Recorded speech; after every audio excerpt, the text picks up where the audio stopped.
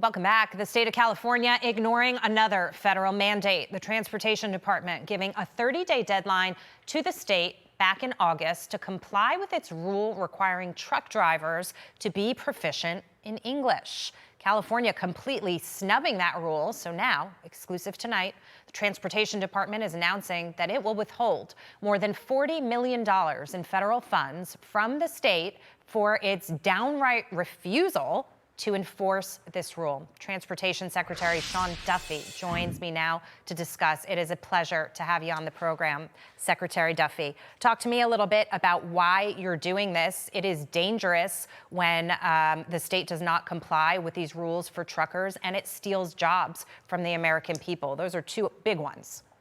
Yes, first off, Jackie, it's great to be with you. Thanks for having me on. Yeah, this is really simple. It's a long-standing rule that hadn't been enforced by prior administrations, but to drive an 18-wheeler, a semi, a school bus, you have to speak English and you have to understand English. And you should be tested for this when you take your CDL exam. A lot of states weren't doing it. We sent out notices to all the states that they have to start to comply. All the states have complied, but one. That would be California. Gavin Newsom cares more about illegal migrants than he does about the safety of his citizens or the citizens around the country. And so we use what tools that we can. And we have $40 million of funding that goes to the state of California. And by the way, it goes for their highway patrol officers. And I support the highway patrol. Donald Trump supports the highway patrol. But Gavin Newsom supports illegals over his own highway patrol to keep the roads safe. And so because they haven't complied, we'll use the tools that we have to make sure we make California pay attention to basic safety regulations, which is English language behind the truck, behind the big wheels of these big rigs. And just real quick, Jackie, there have been so many semi crashes across the country that relate back to drivers who can't speak the language or they don't understand road signs minimally. Incredibly dangerous for anyone who drives on our roadways. And so I have to ask you what the response is from the state and from people like Gavin Newsom. Obviously, they weren't taking this seriously. I think they'll probably look at it a little bit more seriously now. But who can make the justification that somebody should be driving a truck that doesn't speak English, can't communicate with law enforcement, can't read signs, and put people in danger? Who can justify that? Well, I don't know. Gavin Newsom seems to think that he can. But again, it is these big 18-wheelers that we see on our roadways. But these are drivers who can drive your school bus as well. Take your kids to school that don't speak the language. And again, when they can't understand signs, we saw the infamous crash down in Florida where a truck driver was doing a U-turn on a 4-lane highway. That's insanity. But these are the kind of risks that some of these drivers take when they don't understand the rules, they don't understand our culture, but they also don't understand if a crash happens, how to communicate with law enforcement. And so we're going to take all the actions we can in this administration to keep people safe. Again, Gavin Newsom may not care about safety, but I'm going to do all I can to make sure that I prevent the next cataclysmic accident that takes someone's life. And if that's taking money away from Gavin Newsom, that's exactly what we're going to do.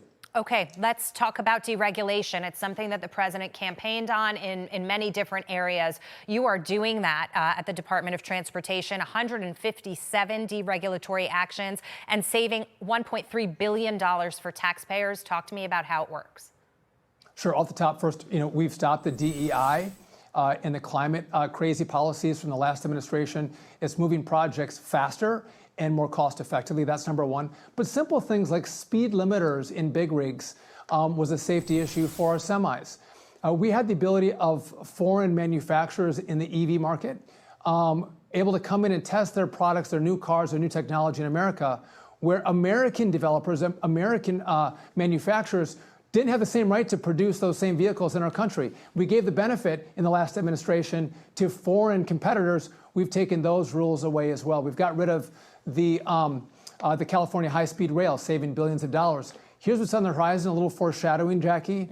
We're going to save billions of dollars by getting rid of the fuel economy standards that are set way too high that no combustion engine can meet, costing each car to the tune of thousands of dollars for the end consumer.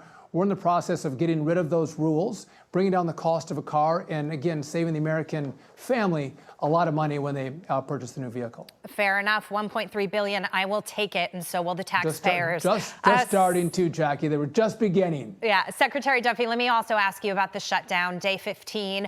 13,000 air traffic controllers. They are working without pay. This is a clear case where the Democrats want to squeeze the Republicans to get what they want with their health care agenda by causing pain for government employees and also, in this specific instance, for the rest of the American people. How does this play out?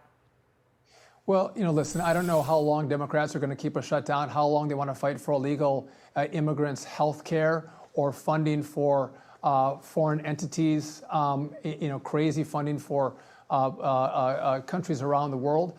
I don't know how long it's going to last, but I'll tell you this, our air traffic controllers, for the most part, are showing up. We have a few that are calling in sick, but I'll tell you this, I've talked to a lot of them, Jackie, they're angry at Chuck Schumer, that he would put illegals ahead of their paychecks makes them incredibly angry. Yeah. And so, I went through many of these shutdowns. Jackie, if you think back, in 2009, the government shut down while Republicans were trying to secure the border, build a wall per President Trump's campaign promise. Democrats wouldn't allow that to happen, and the government shut down. So then under Joe Biden, we had millions of migrants come into the country. And now that they're in the country, Democrats want to provide them health care. Yeah. I don't know how a national party can work by fighting for people who are non-citizens, all the while abandoning the very people that can vote to put them in office. It doesn't make any sense to me, but I think there's going to be a substantial backlash. What I'm doing here at DOT, we have too many important things.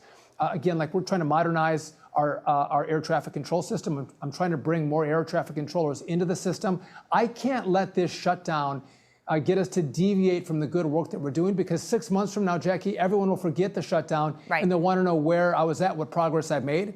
We are going to continue to forge forward the best we can, even though Democrats are trying to get us off really important work on behalf of the American people. Yeah, I think the American people see through it. The longer it goes on, the more the issues come to the surface. They realize also, Secretary Duffy, that this was something that was litigated in the big, beautiful bill. It was settled, and now the Democrats trying to go back on it and trying to change the rules on the Obamacare subsidies.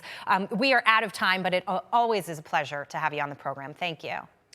Jackie, it's always good to be with you. Thanks for having me on. Pleasure.